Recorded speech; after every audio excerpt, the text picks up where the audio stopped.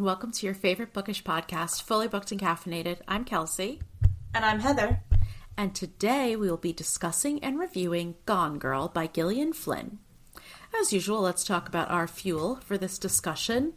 What are you drinking, Heather?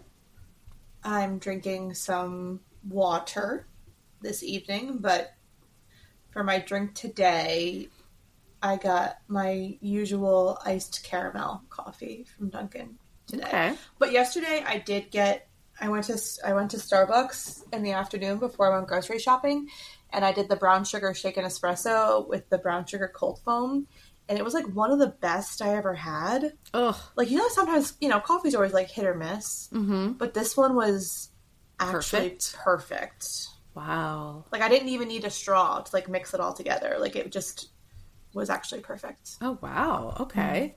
Yeah, that brown sugar cold foam is a game changer. Amazing. It's so good. It's so yummy. I am also drinking water, but I've been on an espresso latte kick because I was making lattes for my mom when she was here. And so I got my double espresso pod, my frothed almond milk, my Tirani syrup, and I drink it out of my cool, clear glasses with my glass straws. Have you seen that trend of like the anthropology glasses with like the little croissants or the little pickles or like kind of like little gems on the glasses? Oh, I've seen those. And they have like dupes on Amazon and stuff like that. I actually saw some at TJ Maxx. Yes, when I was TJ there Maxx last weekend. has them sometimes too. A lot of like the influencers, especially the coffee influencers on TikTok, use them. I mean, they're like very super cute. Yeah, they're like really cute. But even like the 2-pack on Amazon is like $30-$40. So I have to like really like them. Yeah, that's kind of crazy. Yeah, all the ones that I saw at TJ Maxx were like singles. Yeah, once I like really get into making like iced coffees at home, then I'll invest. Upgrade your, exactly. Like, I need to be mindful of what I'm purchasing and what space I'm taking up in my cabinets. Yes. Agreed. Agreed. Okay, so Gillian Flynn knew from a very young age that she wanted to be a writer. She majored in English and journalism and then got her master's in journalism. And originally she wanted to be a crime reporter, but she ultimately went with creative writing. Good for us. It is good for us. So I came across this article about people criticizing the way that Gillian Flynn writes female characters, which I thought was fascinating because we always talk about how female characters are written, so I'm going to read this blurb. So Flynn's portrayal of complex, morally ambiguous, and often unflattering female characters has drawn criticism from some critics, who have accused her of misogyny. However, Flynn identifies as a feminist and has defended her choice to write female characters who defy conventional expectations of women as inherently nurturing or morally virtuous. She states, "The one thing that really frustrates me is this idea that women are innately good, innately nurturing." To her, people will dismiss trampy, vampy, bitchy types, but there's still a big pushback against the idea that women can just be pragmatically evil, bad, and selfish. It's true, though. It is true, and it's funny because as I'm reading this, I'm like, wow, there are some aggressive attitudes towards women. Yeah, I know, and I just completely forgot how psychotic Amy's character was. Oh my god, I know, but it's so... I completely see how that can be construed as, internalized misogyny. And because even like when we read like Sharp Objects, like Camille, the lead in that book, is she has problems, but it's so well written. Yeah. I wouldn't consider it misogynistic. I just think that she's just kind of writing these female characters from a kind of intense point of view. Mm-hmm. And it's still like relatable, and I think she does a really good job with it. Yeah. And I think that she's writing them as, like she says, complex and often unflattering because... But that's how most people are. Like, people aren't going to be simple and great every day of their lives. And we've talked about that with like transitions of female characters where at the beginning they're so complicated and then when, you know, at the end they're simple and uncomplicated and that's just not realistic. Nope.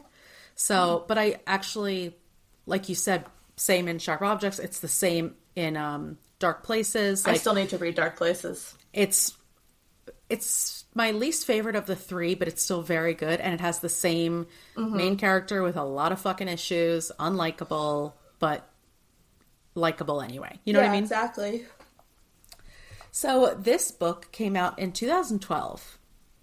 And I didn't realize Sharp Objects was her first one. Okay. I just always thought that Gone Girl was the first one because it's the first one I read.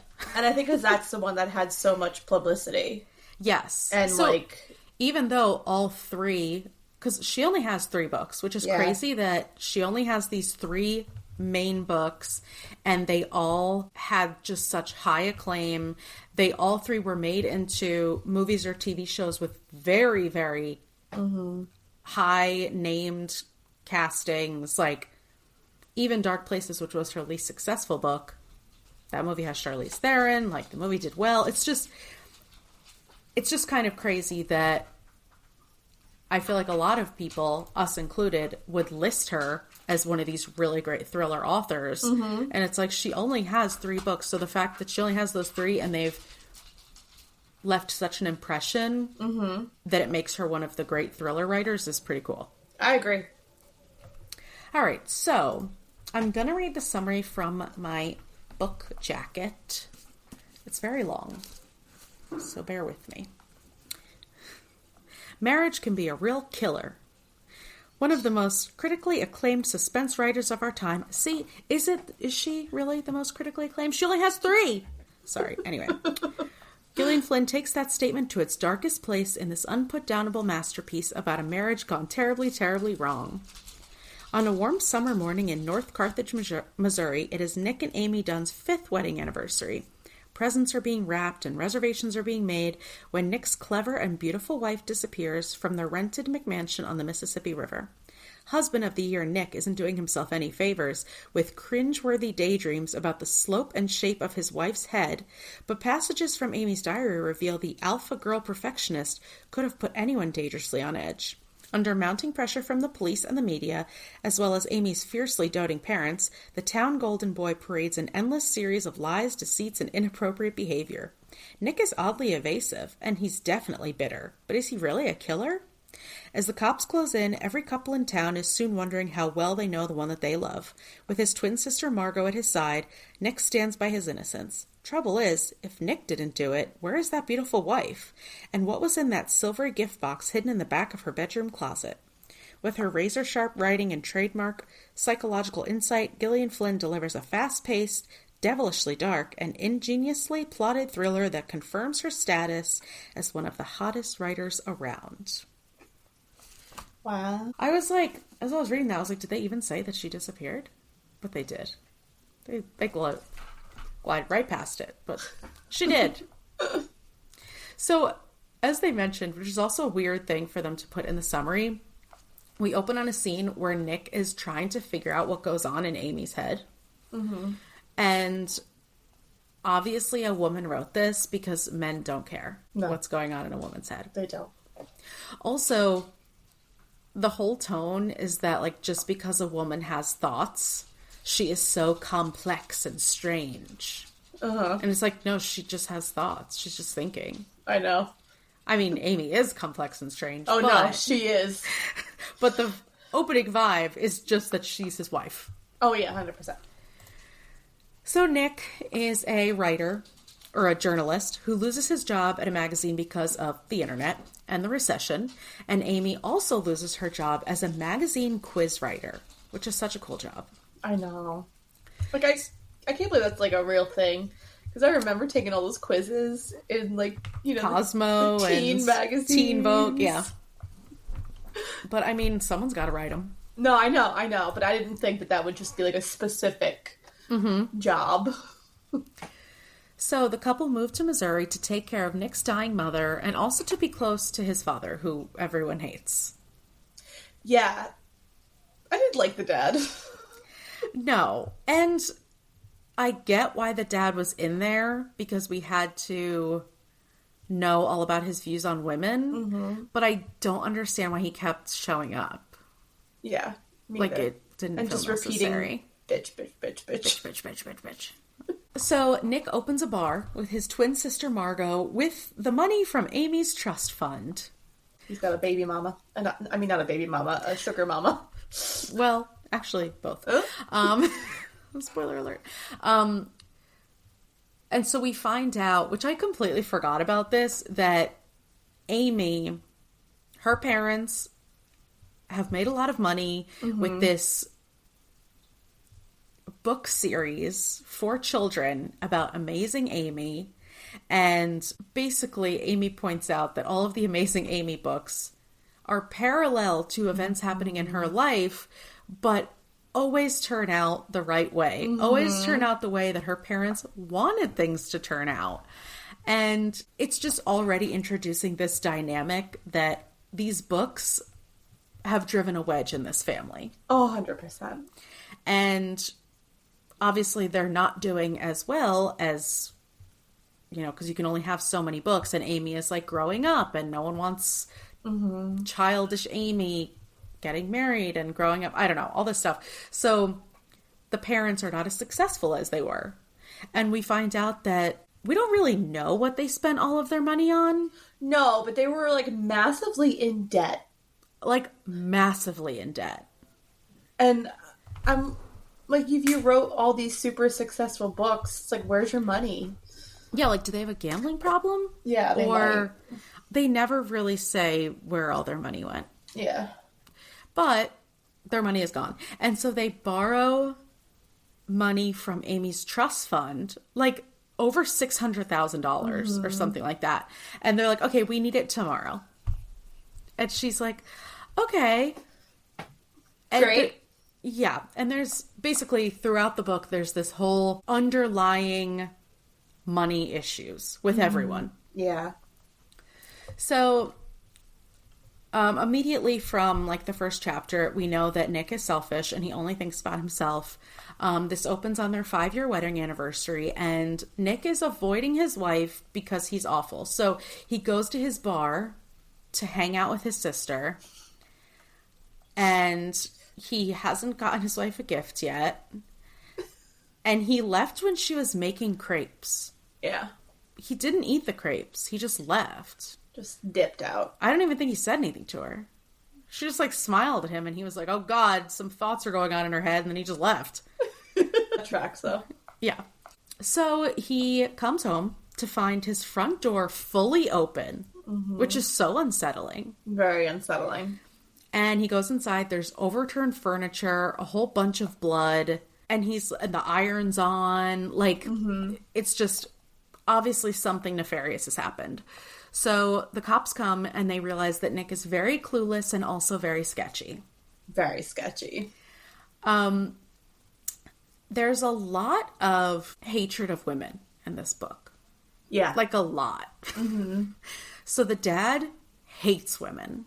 Like, with a passion. Like, any woman who crosses his path is a dumb, stupid bitch. Like, he went to college and just majored in hating women. Yeah. But he wouldn't go to college because there are women there. And then Margot also hates women. Yeah. Which is so weird because she kind of acts, quote unquote, manly and makes comments about how if she was a man, etc., etc. And she obviously judges Amy for being girly, which in her mind is like high maintenance. Yes.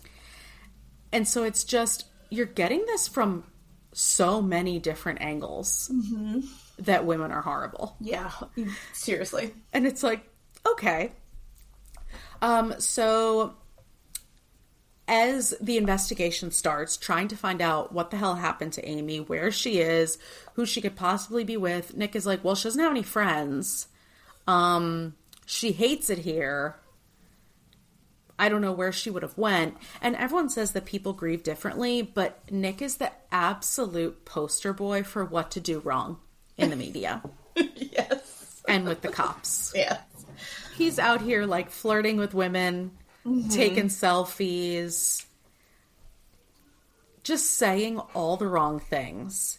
And the cops just keep confronting him with more and more evidence. Turns out he had $212,000 in credit card debt. That's astronomical. I got itchy when I read that. I'm I was gonna break out in hives. Like, you can't get a payment plan for that type of money. And to absolutely no one's surprise, Nick has a full-on mistress. Yeah, a very young mistress. And Like it's like 22 that, or something. That cliche trope of professor-student. But, like, in kind of not, like, a hot way. Oh, yeah. So a very young girlfriend who he met when he was teaching at a college. And they've been together over a year. Once again, showing what kind of man Nick is. To start a relationship with his student. And not just be sleeping with her, but have a full-on relationship with her. Yeah, like an intense romantic relationship. While his wife is making him crepes. And now she's missing. Stay tuned. And yeah, the public is completely turning against him because it doesn't look good and he's not doing himself any favors. I listed all the things that are going against him. Credit card debt, like we said, $212,000. He didn't know about her best friend. Yes. He was so disconnected from her. So disconnected. The life insurance policy on her had just been increased before her disappearance. He's horrible in the media. They use luminol to show how much blood is present on the kitchen floor that has been cleaned up. Yeah. The struggle scene is obviously staged. He lied about making reservations for their anniversary, and he didn't have a present for her. So it's all looking great for him. Like, dude, just lie. Pick up, like, a pencil case that is right next to him and be like, I got this for her. Or be like, I gave it to her last week. I don't know. He admits they were fighting before she went missing because a neighbor heard them fighting. He has questionable Google searches about how to sink a body. As we said, a full-on relationship with a younger woman. Oh, and the biggest bombshell, his wife was pregnant. Yes. Yikes. And when we find out about the pregnant wife, then immediately after we find out publicly about his mistress, and that's the time that Amy's parents just fully withdraw their support. Yeah. So throughout all of this, we're getting diary entries from Amy chronicling her whole life with Nick from when they met right up until she disappeared. She details his moods and how rocky their marriage was at the end, how he abused her, and how she was indeed pregnant. And we end part 1 with a little cliffhanger of Nick getting to the end of the scavenger hunt that Amy has arranged for him. And he opens up the shed in Margot's backyard, and then we're on to part 2. Which starts with Amy telling us that she's happy she's dead. And she walks us through her entire year-long plan to disappear. And I just know Amy is a Virgo. Oh, I know. You could never convince me otherwise. This girl has checklist after checklist. And she's like, you know why people get caught? Because they're not patient. And she's damn right. She is. So there's all these awful details about Amy making herself, quote-unquote, ugly and gaining weight so that she'll be unrecognizable.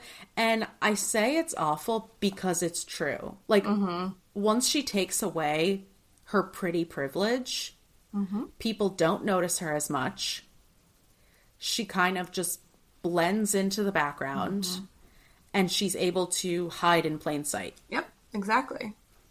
So the whole plan is to frame Nick, then once he's securely in jail and facing the death penalty, Amy will unalive herself. I forgot about this. Me too. And I didn't like it. Yeah. Because Amy would never. No, but I guess it's kind of like the whole point of her as well, because then it's like she kind of realizes that her plan isn't going to plan. She changes her mind a lot. But it's like Amy would never not watch her plan play out. Because she's like, I would wait to see Nick, like, executed, but with the justice system, that could be 50 years, which is true. But anyway, like we said, plans start to change, and Amy realizes she doesn't want to die. But now she's worried because she can't live with no money. And the runaway life is not the life for Amy, and truly it wouldn't be the life for me either. No. I don't want to live in a little cabin in the Ozarks. No. With a really sad pool. And just, like, junk food and... bologna. Ugh. Yeah, and, like, having to eat in your bed. I don't know. Just not great. So, Nick figures out that Amy is framing him when he finds Margot's shed, which is full of all of the things bought to rack up that $212,000 credit card debt, which is so funny because there's just all random shit in there. And he's like, oh, okay, I'm fucked. And he hires a very powerful attorney who usually represents guilty husbands. Oh, yeah. And everyone is like, Nick, that makes you look guilty. And he's like, well, I don't really have a choice, which is true. Like, you should have hired a lawyer at the beginning. But I do love that he has, like, a really badass wife. Oh, yeah. Betsy. I did like that thrown in there. He, like, knows how, like, lucky he is, too. Like, he's very much like, oh, I'm the winner in this scenario. And they're, like, a badass team.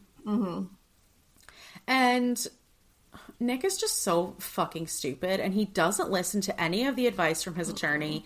He does a drunken interview with some, like, young college girl, and he's like, it worked, the internet loves me. And his attorney is like, are you kidding me? But anyway, so he does actually use his brain a little bit. He starts getting in touch with people from Amy's past who he knew through the stories that Amy had told him. So her ex-best friend who became obsessed with her, was stalking her, tried to kill herself because Amy didn't want anything to do with her. And also her ex-boyfriend who is very, very rich and very, very obsessed with Amy. And also another random guy that she just dated, but she accused him of raping her. Because he was, like, talking to other women. Yeah. So he contacts all these people and realizes that Amy spun things to ruin their lives. And he can't really figure out the exact motivation. Like, is it just because she's a horrible person? Or is it because at first everyone thinks... The one guy, you know, thinks it's because he was talking to other women, but he's, okay, it's actually more complex than that. And then the ex-best friend is like, at first I thought it was just because she was jealous because I got a good grade or because whatever, but actually it's because once people got to know the real her and didn't worship her anymore, that's when she had to get rid of them. Yeah. Because basically she knew that they wouldn't like the real her. Or that she couldn't live up to this persona that she had put on or that she was trying to portray. Yeah, she's very chameleon-like. She takes on this persona when she's around different people, and then she can't keep up with it. Exactly. She gets tired of keeping up that persona, and she's like, okay, instead of them seeing the real me, I'm just going to make sure that they look like the bad one in this situation. Of course, like, this does nothing because Nick doesn't know how to utilize this information. But anyway, meanwhile, Amy is at her cabin and she gets robbed of all of her cash, which was actually so heartbreaking. Yeah, but also, why are you walking around with that much cash on you, girl? I know, and I knew she was going to happen. A little too trusting of the people in the cabins, like, you know, because she was like, oh, well, they're kind of like drifters, or they're in bad places, so they wouldn't take advantage of me, is what I'm assuming what would be her, like, mindset, even before they saw the money. Yeah. You know, I think she just kind of thinks they're, like, in this little situation together, and so...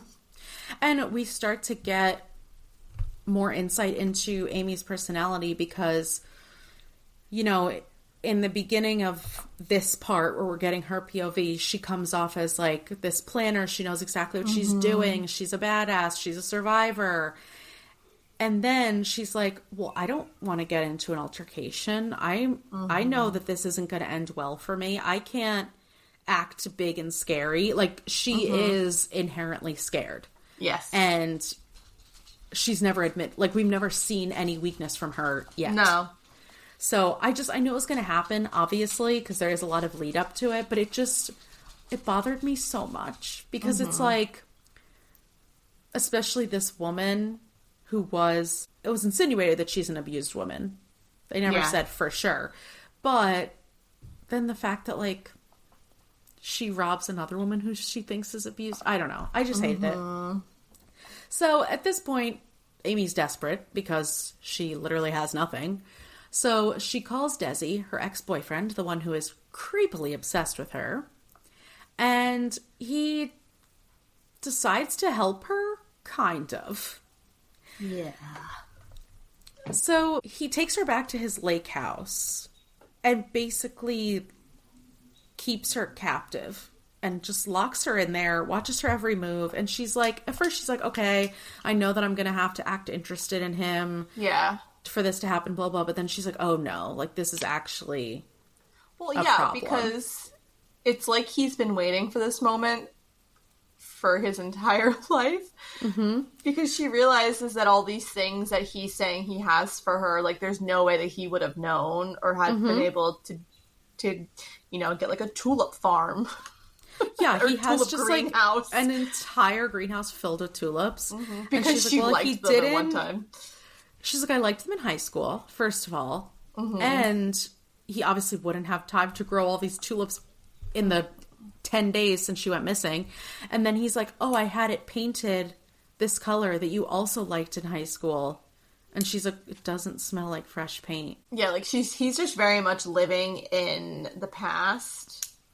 And he had like obviously a scary obsession with her. 100%. The good thing about being at Desi's lake house is that she can watch the news and kind of be updated on where the investigation is and what's going on. But she sees the interviews that Nick is doing, and he is playing her like a fiddle. This was brilliant, though. So brilliant. So he is talking about how much he loves her and how sorry he is that he's a cheating, shitty, horrible husband, and that all he wants is for her to come back so that he can make it up to her and love her the way she deserves to be loved. And she's starting to want to forgive him. And first of all, we know Amy is very impulsive.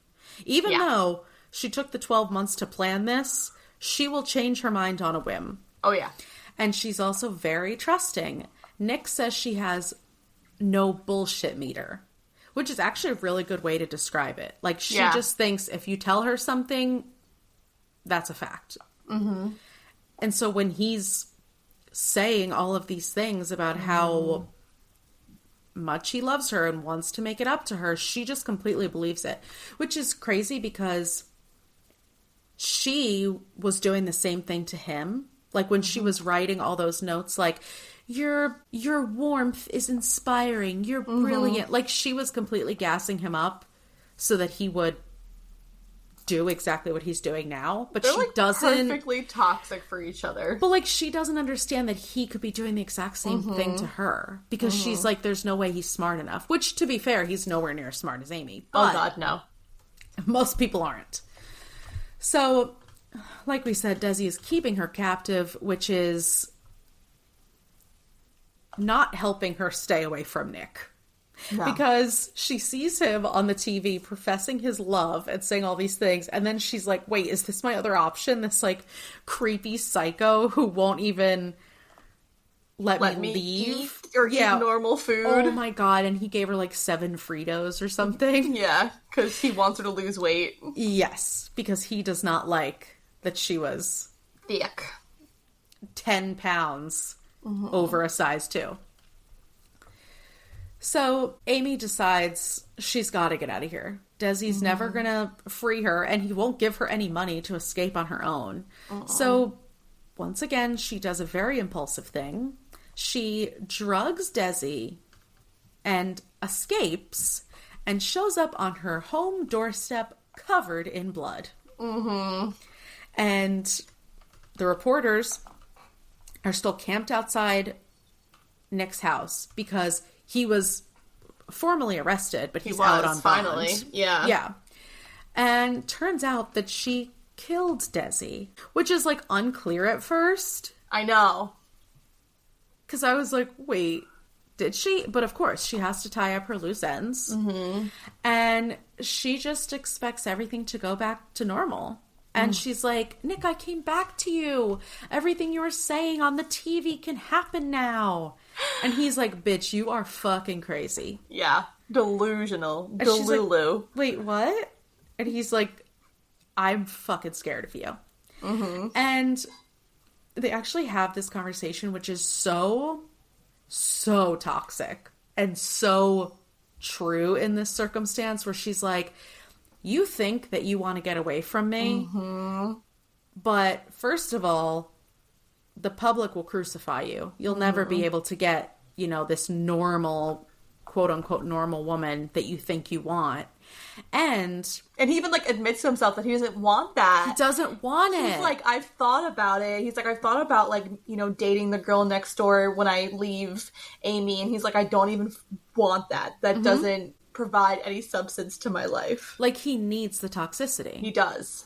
And so he's like, okay, well, I can't be with her because I'm terrified of her, but I can't not be with her because I can't be with anyone else. So she just needs to go to jail. And I'm going to prove that she set me all up and whatever. But she threatens to ruin his life if he ever tries to leave her. And we know that she will follow through on that threat. As she has been prone to show before. Because she 100% was this close to it before. So Nick is still working with his sister and the one random detective, Boney, to prove that Amy was the mastermind behind the entire plan, but everyone else has forgotten since Amy came back with her hero tale, and anytime they tried to question anything, she just blamed the incompetent police force. Which, can't be mad at it. And it's I kind of feel like Amy's a little bit of a narcissist. Oh, yeah. But not a textbook narcissist. She's more I guess because you don't really see female narcissists as much as I feel whenever you think of a narcissist, you mainly think of a man. Mm-hmm. So I think her. What does the lawyer say?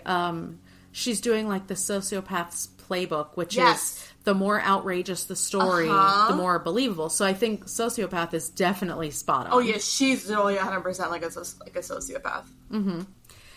So she doesn't give them a chance to poke holes in her story, because even if they did show all this evidence, everything is so outlandish and so hard to follow and just such coincidences. Even when Nick was trying to come forward with all this, it's he's like, oh, well, this clue is about my dad's house. And they're like, but it says a brown house and he has a blue house. He's like, oh, it's an inside joke. I'm like, that's okay, what I'm saying. We can't do this based on an inside joke. Exactly. And so when Amy comes back and she has this story, the cops are like, listen, we can't poke holes in this because now we've already dropped the ball so bad by arresting the husband who didn't actually 100%. Do it, and not believing him. And so we just have to she's alive, that's all they're just kind of okay, well, she's here, that's all that matters. Yes. But someone was murdered, but it's just kind of brushed under the rug. And that's why they kind of have to look into a little bit, but then they're like, yeah, it's making us look bad. And how would the public feel about the police blaming a woman who had been raped and abused by her ex-stalker, especially after they're telling everyone that she's dead and she'd been killed by her husband, but now she's alive, and they're obviously showing that they were wrong, so they lost all credibility. And it's also a very tricky thing for the police to blame an apparent survivor anyway. Yeah. Anyway, at the end of it all, they have this horribly toxic relationship where they both know that they can destroy each other. Yeah. Although Amy is much more capable than Nick. Oh, yeah. And she does the ultimate trapping and gets pregnant. Mm-hmm. By using his semen that he had... Yeah. Because they went kind of went to like a fertility clinic in a sense. Mm-hmm.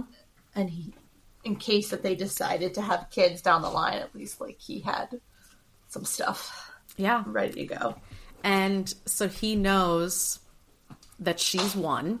Mm-hmm. He can't do anything to hurt her because of the baby.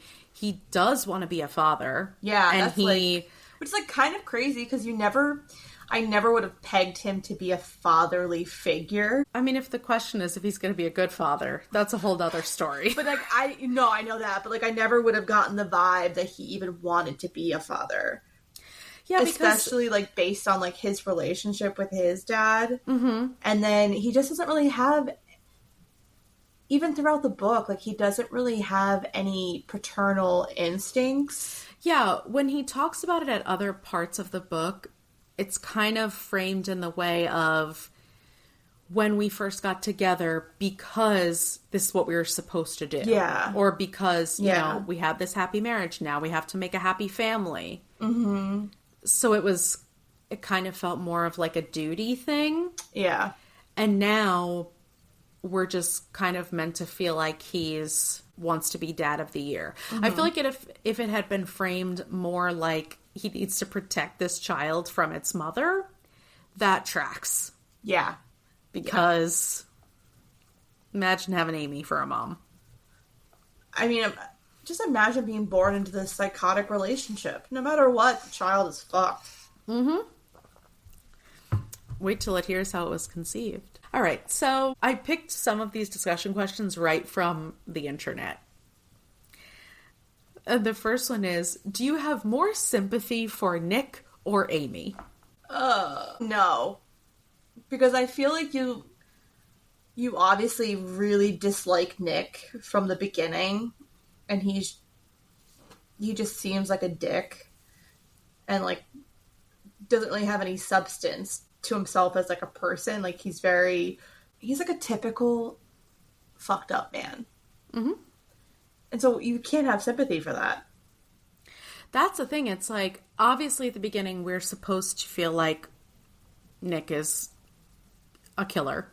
Yeah. And he does all these horrible things. I mean, we know that he's been cheating. We know that he's been emotionally distant. He didn't value what she said and all this stuff. And then it's like, but then you find out that Amy is literally ruining his life just because he's a shitty husband. Yeah, and I think that's kind of like when like the switch flips a little bit, and you're like, oh, obviously you go into the story thinking it's going to be one way, and that's what's so brilliant about it. Mm-hmm. Because then you're like, oh no, like it's actually the complete opposite.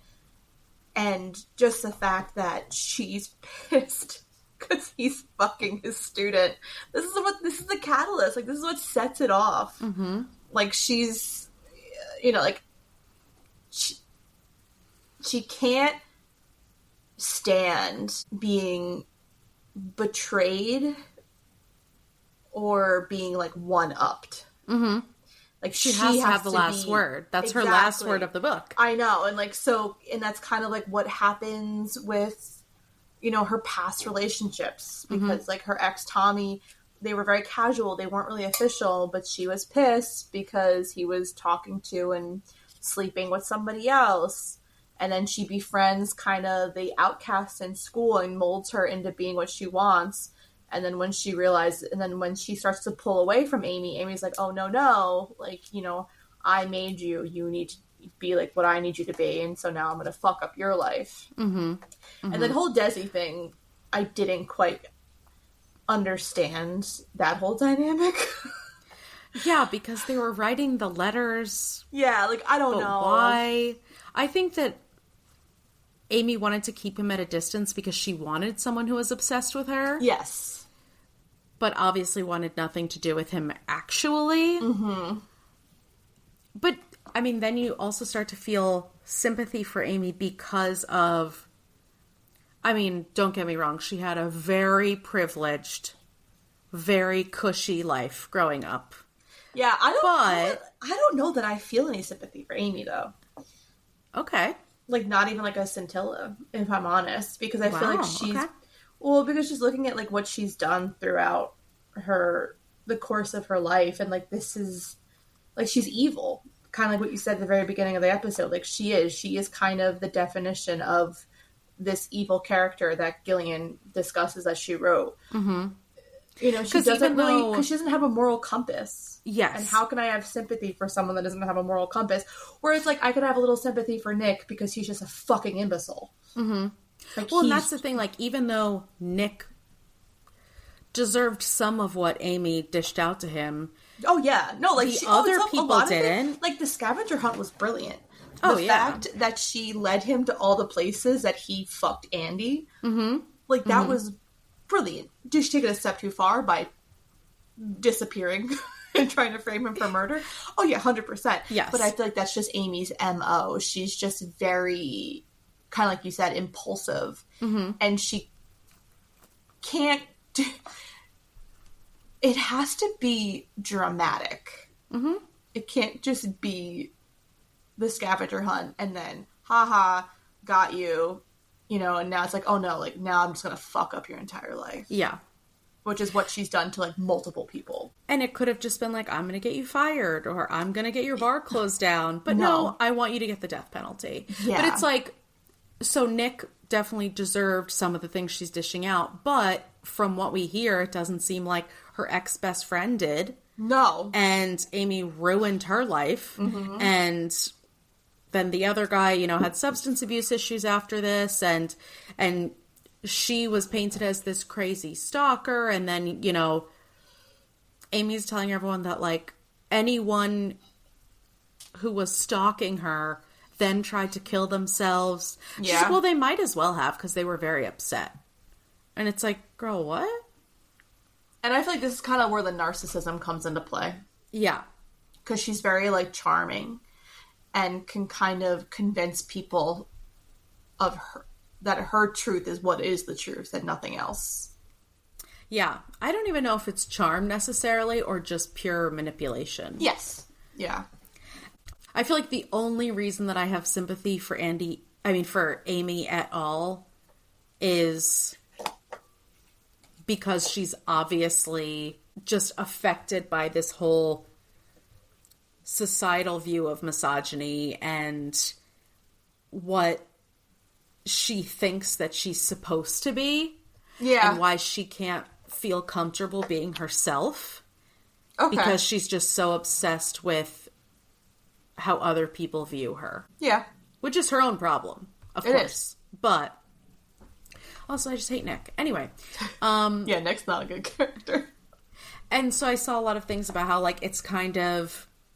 That's why it makes this book so much more complex, because we're expecting this book to fit the mold of, you know, the story, here's the villain, here's the hero, but instead we have multiple villains, and the thing, there are no heroes. Not one person is likable.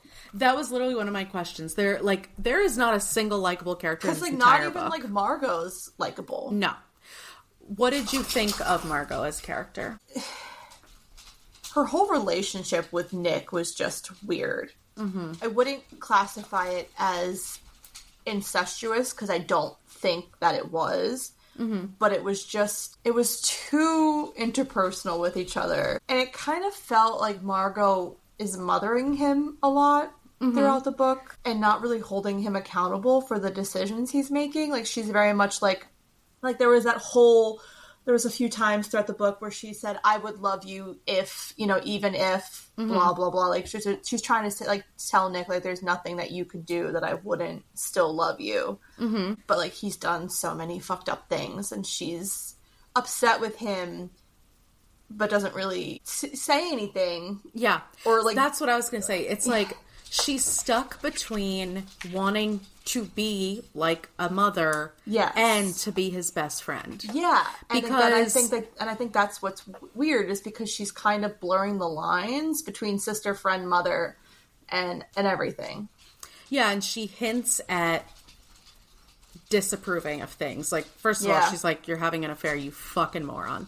Margot hints at things that he's doing wrong, even when he gets together with Amy, and Margot clearly doesn't like Amy, and so she'll just kind of insinuate that it's not the right decision or whatever, but then she always just kind of pulls back because she doesn't she doesn't want to disagree with Nick. No. And so I just feel like she's not really a good person in his life. Like, she doesn't... There are no good female characters in this. There are no good characters in general, but especially the women are just... Yeah. They don't have much going for them. No. So, one of the questions is, discuss Amy's description of the enduring myth of the cool girl. And this is kind of what I was talking about with Amy's view of, like, society's expectations and just how...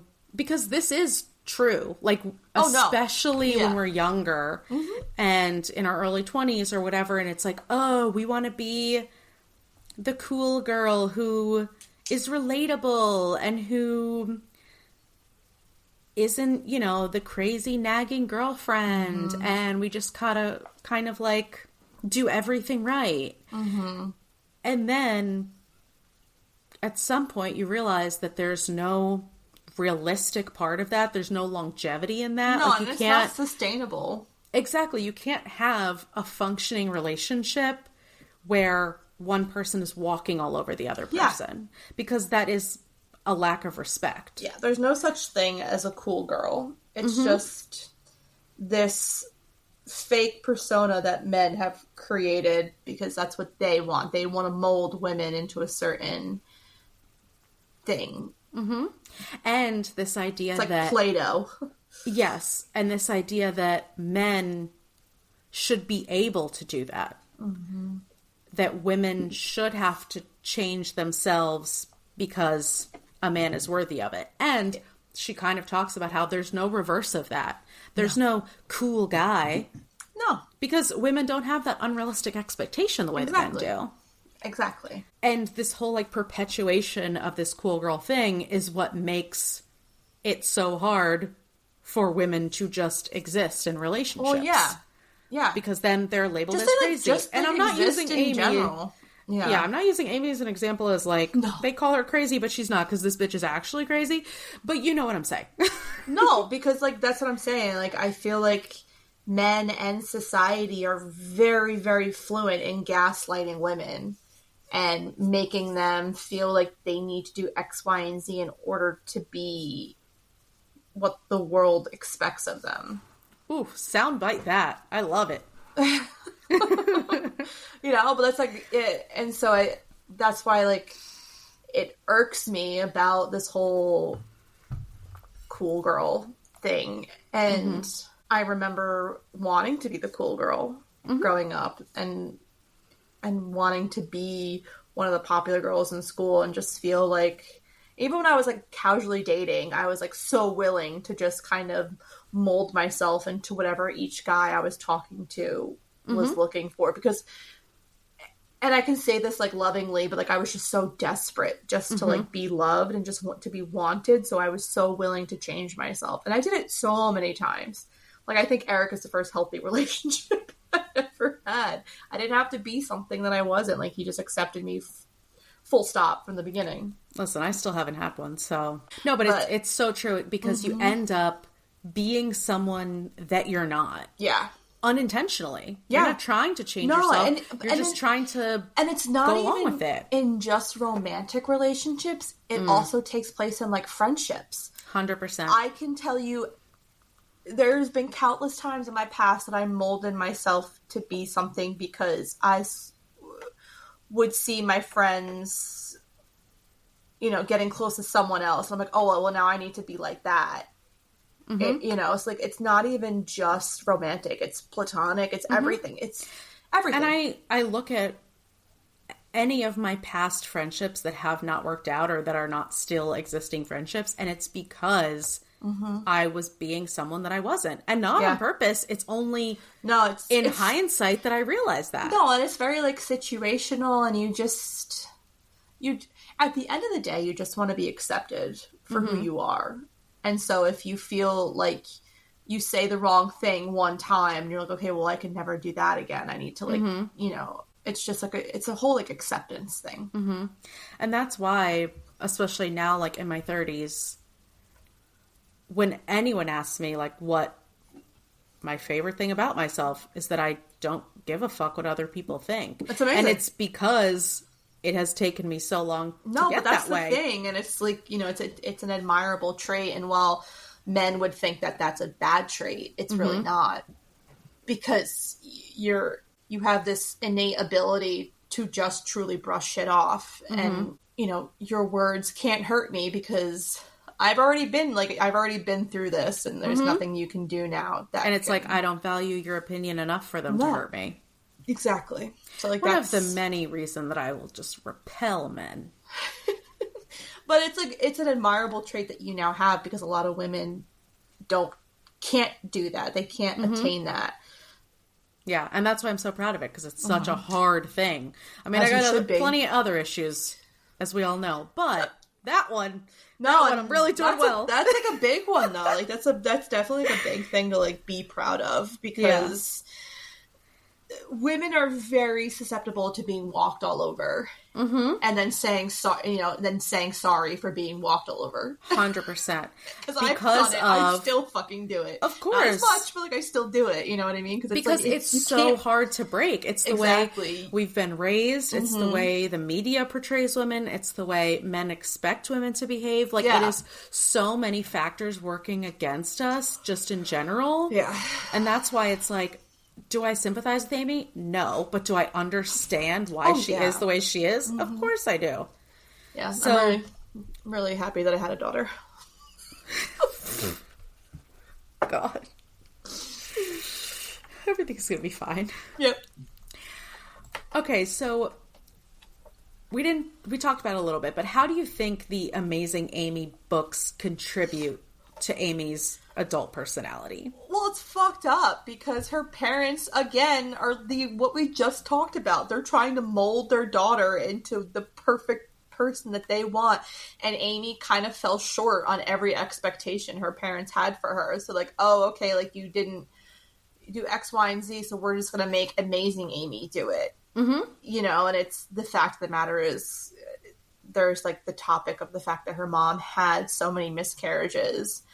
And then Amy realistically should have never survived, but she was kind of like a miracle baby. And instead of her parents cherishing that and being happy that they at least had one successful, healthy baby, they're like, oh, well, you know, we have this perfectionism and you're not reaching it. So we're just going to write about the perfect child that we wish we had. And it's like, okay.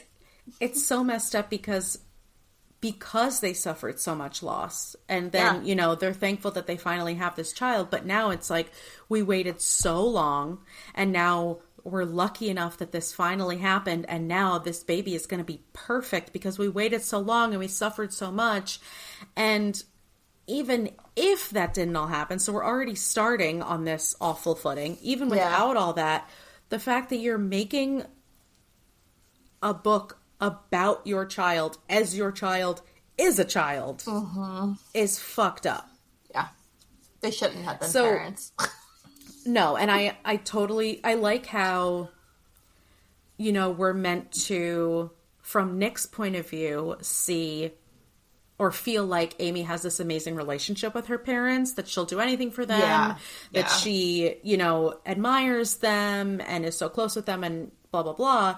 And then when you hear from Amy's perspective, she's like, they don't love me. They don't understand me. Very clearly could read through the lines, literally, of these books that her parents were writing, because she was like, it runs so parallel with my own lifeline and situations that I was in. And so, like, you know, can you imagine, like, if that was like a real life scenario and your parents were writing about this perfect child that you can't meet the expectations for? And with the level, like you said, of specificity, like, to literally say, hey, I quit the violin, and then in the next book she's a prodigy. Like, it's not like, hey, I quit. Like, I understand why Amy, to an extent, is the way she is, because she is the product of her environment. But she's extreme.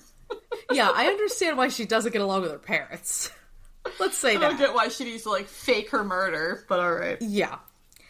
Also, I thought it was so weird how this book talks about the recession and how that like changed everything in the job market and the housing industry. And while we were obviously alive for the recession in 2008, our version was COVID, which was more recent, and we were personally affected since we're adults in 2020. So it's like now when you read current books and they reference COVID, it's so normal for us. And that's the same way that this book in 2012 100%. was referencing the recession. Yeah. So it's just like, new year, fucked up thing to incorporate into the books. You know what I mean? Yeah, I know. But always going to be something. History is always being written. Unfortunately, I wish it would take a break for like one day. Be nice. So I was surprised that online people are very upset about the ending. Were you satisfied with the book's ending? Like the very last chapter, or just the ending in general? Both. Well, I mean, obviously, I think that she ended it brilliantly because, like she said, Amy has to have the last word.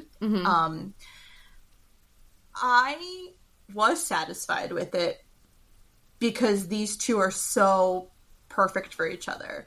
Like, I actually highlighted this one quote, and that Nick says, and he says, "All this time I had thought we were strangers, and it turned out we knew each other intuitively, in our bones, in our blood. It was kind of romantic, catastrophically romantic." And it's like, no, like, these two are meant to be together because they're never going to be satisfied with anybody else.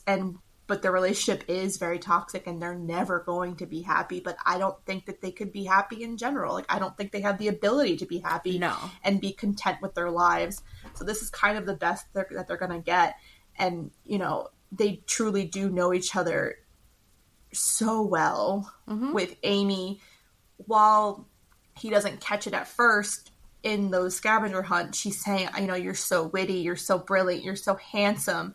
And he's falling for it hook, line, and sinker. And come to find out, she's fucking just stringing him along. And he was like, "I know what the fuck you did." You know, and he has to, and he even says, like, "I was falling back in love with my wife reading these love notes." And it's vice versa. Amy's falling back in love with Nick when he's saying everything that she wants to hear. So they just know each other. Like, you could mesh them together. Like, so yes, I was satisfied with the ending.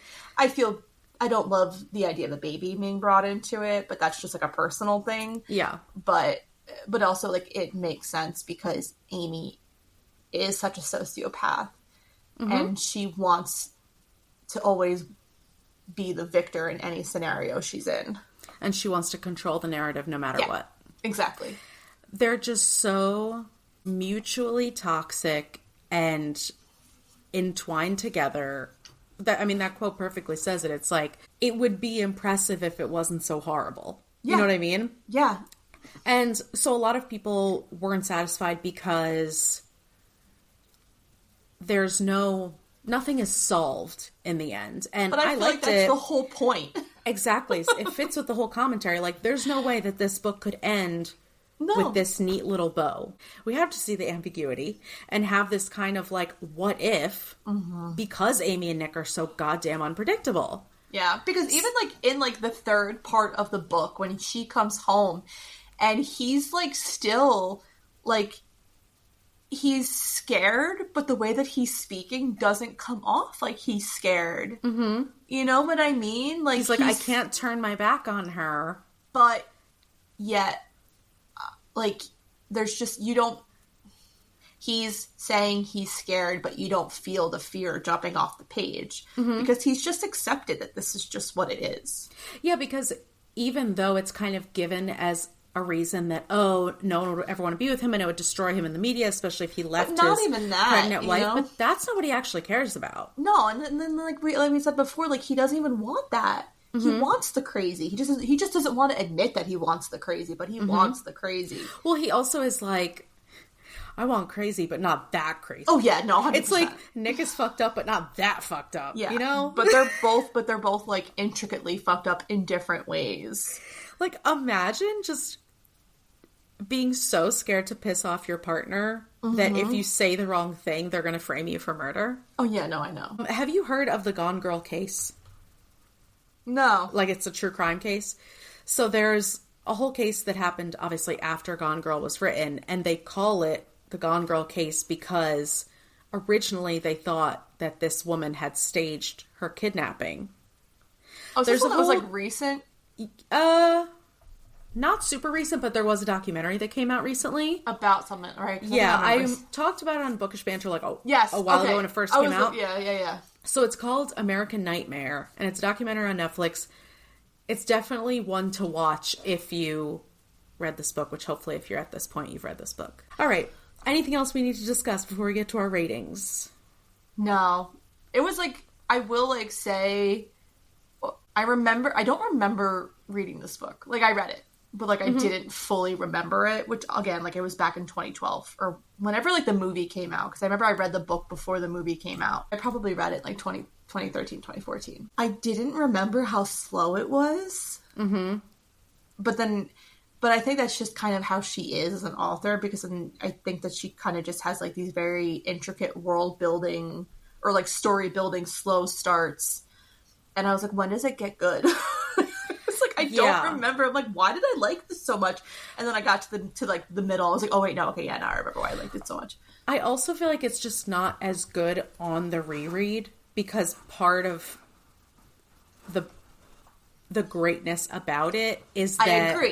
I agree. And I think that that's also why I didn't love it initially when I started it, because I knew what was going to happen now. I didn't know originally. You know, it's like... Exactly. So when I got to the big twist, it wasn't surprising because I already knew what happened. And, like, if you don't know what's coming, you have in your mind that Nick is a piece of shit. Exactly. And that something horrible happened. Yeah.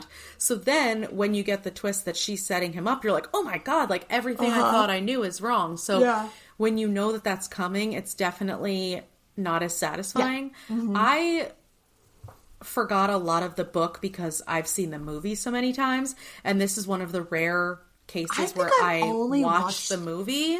I think I only seen the movie, like, one time.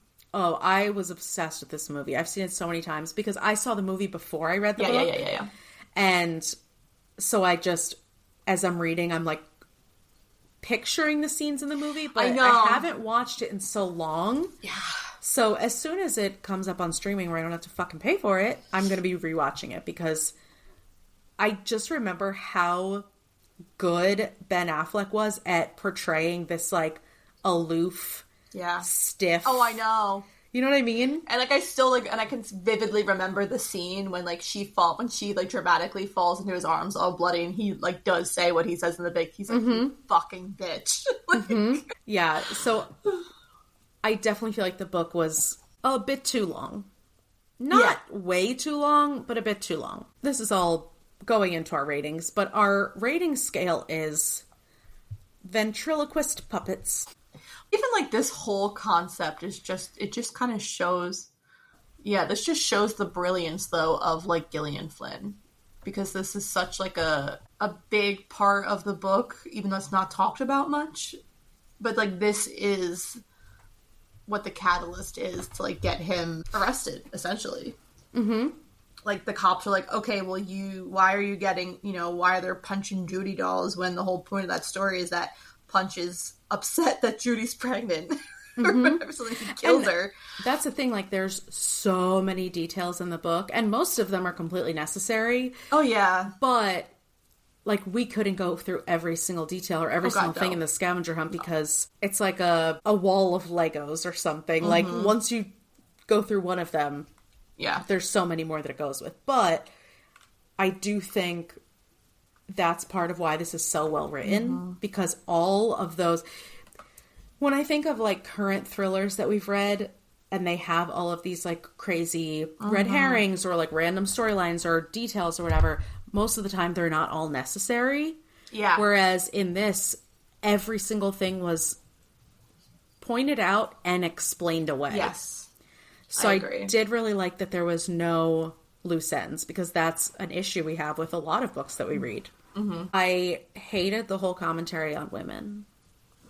Just so distracting. Yeah.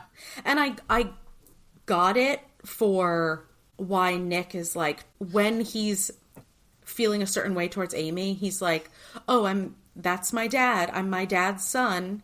And then when he's loving, he's like, oh, I'm my mom's son. Like, he has this war in between him. Yeah, and I also think it's also, if I could say, I think it's also the current climate that we're living in and what women are currently going through and what the definition of what the country is trying to make women. I think that it's harder to read that. Mm-hmm.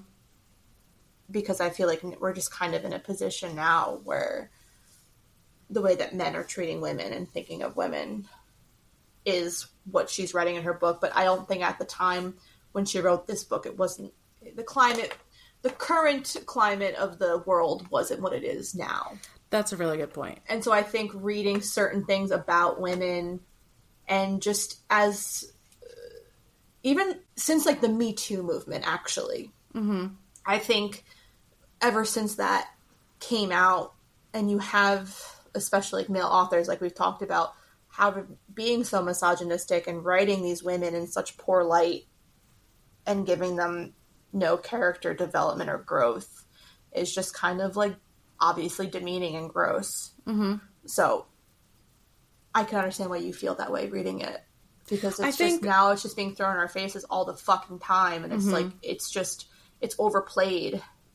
I think that's a really good point because the severity has changed. Yeah. So obviously when we read this before, it's like, oh, this guy's just an asshole who doesn't like women. I think this is an asshole who would actually hurt women. Yeah. Like, there's a difference between that. Exactly. And now, I mean, it's, about choosing a bear or a man in the woods. Mm-hmm. When that's the kind of conversations that you're asking yourself every single day. Yeah. You're not just thinking, oh, this guy's an asshole. You're thinking, oh, this guy is dangerous. And when he, grabs her by the throat, and it's like, oh, this is him finally unleashing all those thoughts that he's had towards her. Yeah. And not saying she didn't deserve it, but it's just the whole way that it's framed of like, all women are bitches. You know what I mean? Like, that he's so obviously saying that it's a parallel to how his dad feels. Yeah. But that being said, like we talked about at the beginning, I like the way that these female characters are written, that they are complex and we are just seeing the negative sides of them, because that's not done very often. No, and I feel like even though Amy's not likable, she's a fucking brilliant character. Oh my god. Like, the complexity. So impressive. Exactly. And like, she's so brilliant. And Nick says multiple times how fucking smart she is. So while women are being kind of brought down a peg in this book, I think that she makes up for it because she does keep making the male character say how fucking smart his wife is. And he is always a step behind. Exactly. He's always 10 steps behind. Mm-hmm. Yeah. And every time he tries to get ahead of her, he can't. Yeah. Because Nick is a dum-dum, as are most men. Yeah. Anyway, so how many ventriloquist puppets I did 4.5, but I rounded up to 5 on, like, Goodreads and stuff, because it was good. It's just, but then I think if it didn't have such a slow start, because it did take me a while to, like, get into it, to keep, like, hold me captive, and once I got to, like, the second part of the book, I was like, oh, okay, now I remember why I love this so much, because at first I'm just like, oh, like, this is kind of boring. You know what I mean?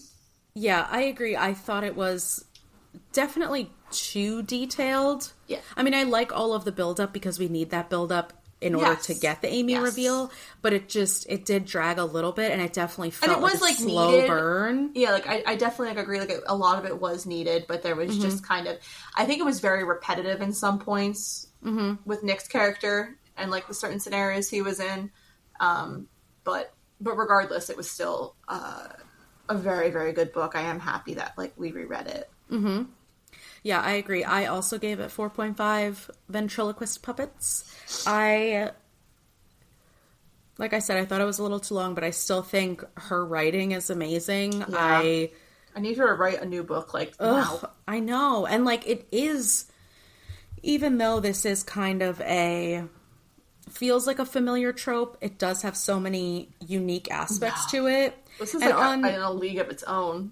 100%. 1,000%. And all of her books are. But I also think on the reread, the one thing that, like, I was like, I don't understand why this is necessary, was the dad. Yeah. And so I wish that was either taken out or included more. You know what I mean? Yeah, I don't know if the point was to show that, like, maybe he could have violent tendencies because he kind of had this violent dad. His dad wasn't necessarily violent, but he was violent with his language, like with his words. His like mental abuse was violent. Yes. Like, but he wasn't like physically violent. And so I think that because Nick keeps coming back to like his dad and comparing himself to his dad, and I don't want to be like that, but I can see myself becoming the patterns that I'm engaging in and everything. So like I kind of like get it, but like I do think that I wish the dad's character had more substance. Yeah, because I feel like that part I get, but then they kind of introduced that Amy is like whispering in his ear and planting these things so that he'll go to their house. That was the one thing I didn't like. Because it didn't really come full circle. No. And that's maybe the one thing. Yeah. Yeah. So it's just rereading it with the more critical eye. That's what it is. Just nitpicking. Probably didn't bother me the first time I read it. I'm still patiently waiting for her to write another one, but she's probably got enough money that she doesn't have to. So good for her. Bad for us.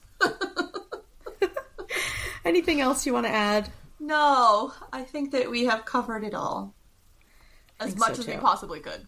Because this could be a 3-hour podcast episode. It really could. If we watched the movie also. Yeah, like if we did like a full in-depth review of this book. So this is our surface level.